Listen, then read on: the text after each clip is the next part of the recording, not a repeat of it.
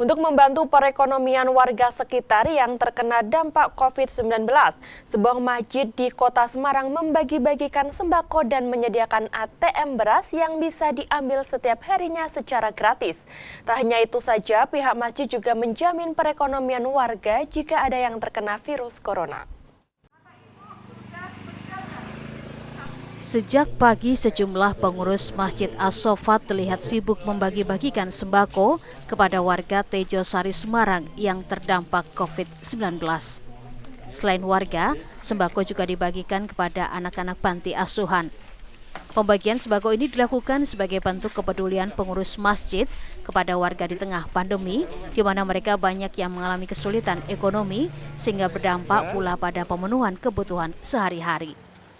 Selain bagi-bagi sembako, Masjid As-Sofat juga menyediakan ATM beras yang bisa diambil warga yang membutuhkan setiap harinya secara gratis.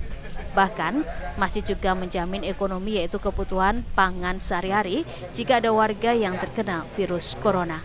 Jadi semuanya bukan hanya ATM beras, barang-barang sembako yang kita bagikan hari ini adalah dari warga untuk warga. Jadi sumbangan donatur itu dari warga. Kalau berupa beras atau sembako langsung kami paketkan, kami masukkan paket. Akan tetapi kalau itu masih berupa uang, kita akan belanjakan di warung-warung sekitar Tejosari Raya. Sembako yang diberikan kepada warga Tejosari ini merupakan hasil sumbangan dari warga sekitar masjid.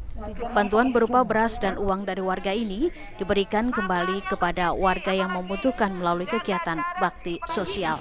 Alhamdulillah, ini di Masjid As-Sofat mengadakan karena adanya corona, ada sumbangan ini. Sebagai warga Tejosari kami bersyukur karena ini memang dampak untuk warga kita ya, terutama saya sebagai pedagang juga begitu banget dampaknya. Untuk perekonomian nggak bisa untuk aktivitas seperti hari-hari biasa. Alhamdulillah untuk warga Salendra terutama berterima kasih karena sudah mengadakan memberi sembako untuk warga Tejosari.